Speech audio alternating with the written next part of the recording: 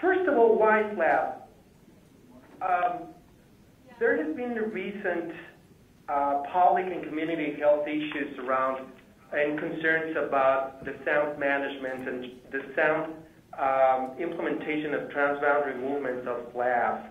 Of course, there was also a apparent increase in exports from the U.S., particularly to Mexico, which was at first instance seen as one of those provisions that NAFTA was precisely created for in order to prevent any pollution haven. Of course, this is a very well integrated activity in the three North American countries, so this was something that fell under the scope of the CEC. There were also some concerns about potential legacy contamination in sites that were processing or were smelting lead, particularly in Mexico as well. And we also had a JPAC advice, a Joint Public Advisory Committee advice later from last year that recommended some sort of action towards addressing the sound management of slabs. Would you like to change the slide, please?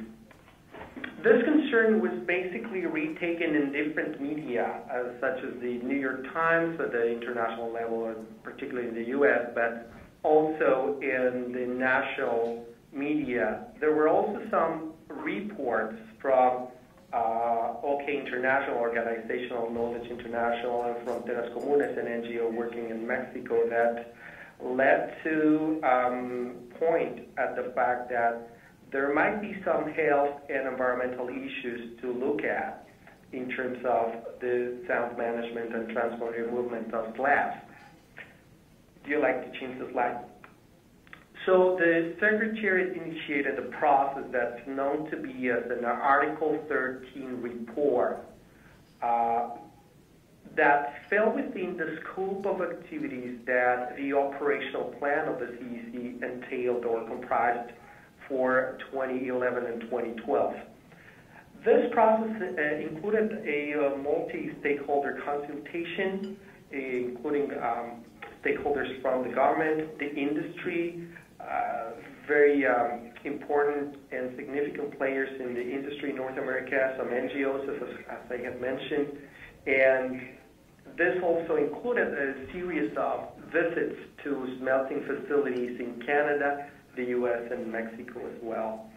There has been, since the beginning of this report, an ongoing consultation on the different aspects that are included and that are impacting the potentially the sound management of slabs. So the Secretariat, if you would like to turn to the next slide, the Secretariat started by posting some questions. Some of the initial findings that we managed to encounter in this process were that raw data shows that there's an increased slab movement, particularly from the U.S. To Mexico. We also are understanding at this point in time that one of the most important issues is that how slabs are being recycled is more critical than where they are sourced. We proceeded then to the identification of secondary lead smelting facilities. We addressed some coverage and compliance issues and also public health issues. And we've managed to identify some potential opportunities to enhance the Mexican regulatory and enforcement land and reporting regime.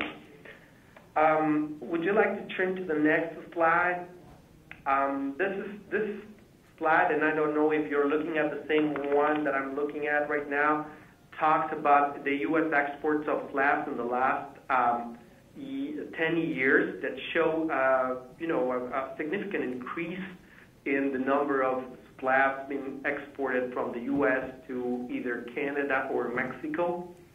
If you like, I want to get into too much detail at this point in time. As I mentioned earlier, this is raw data that we are cross-checking between the information stemming from customs and environmental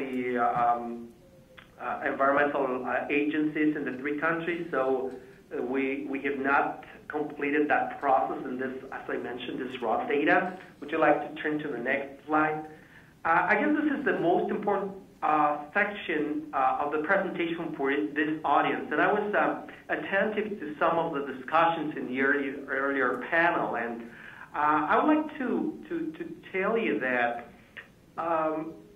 we've seen that PRTR data has been critical to it has been a valuable benchmark of the performance of the North American secondary lead smelting industry.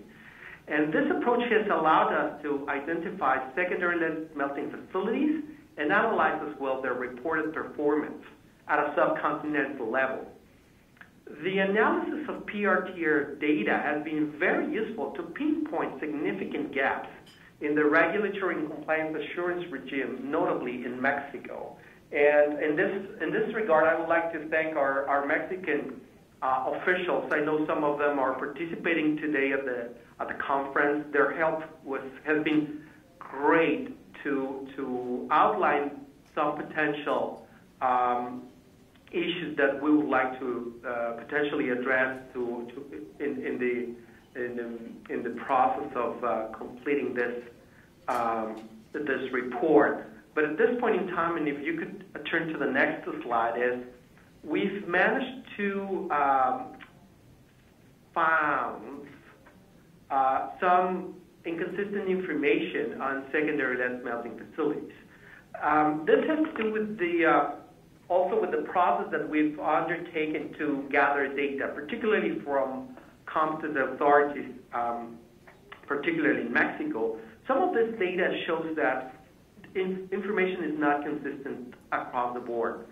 For example, in speaking about environmental impact assessment, CERMANET has identified 25 companies that have an authorization for environmental impact assessment and risk assessment, whereas the GGMAR, which handles and issues permits for recycling of lead, has 37 companies, and 3 of those companies with management plans, which is an overall permit for secondary lead smelting and manufacturing of lead acid batteries that are issued. And in the third place, the bureau that manages licenses and that issues permits for air emissions has registered 29 companies with an air emissions permit.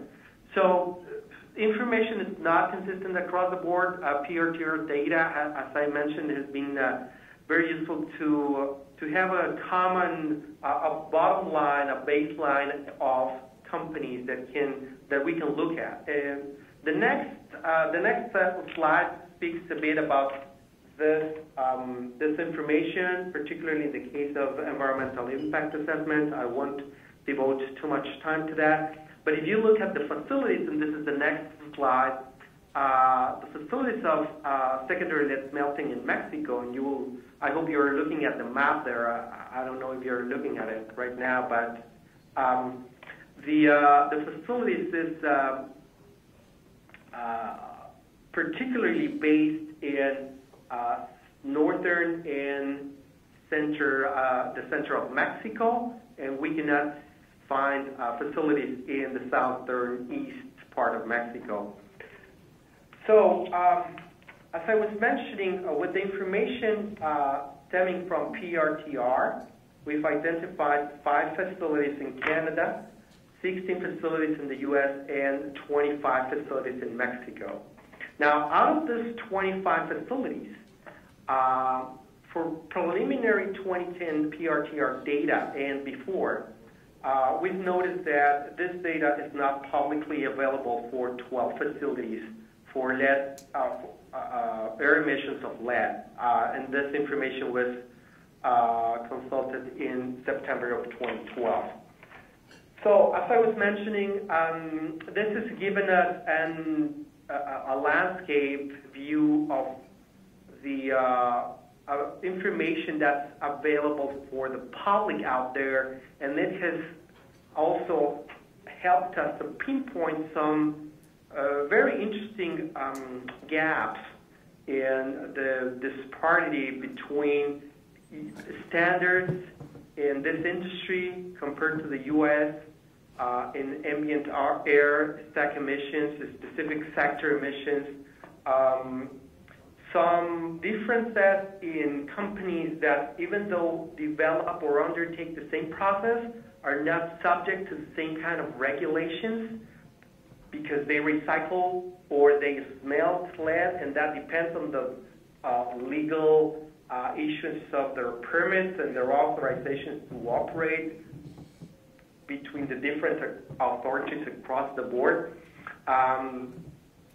Recycling and smelting, as I was mentioning, are considered to be different operations with different regulatory implications, which, as we have seen, is a significant gap that we are pinpointing at this point in time. And we've also managed to understand that there's an unfinished framework of norms and standards necessary to fully uphold existing environmental law. So with this, I would like to turn to the next slide. Our potential areas of recommendations as we continue to complete this report is looking at raising the bar in terms of the standards applicable to the industry in North America, filling the gaps of the regulatory, public health and coverage and compliance as well in North America. And as I was mentioning, this is more notably in the case of Mexico. And we're also looking at some opportunities to provide recommendations on data improvements in reporting and the use of this information for our three countries. Also encouraging best practices and support compliance and best practices across the board.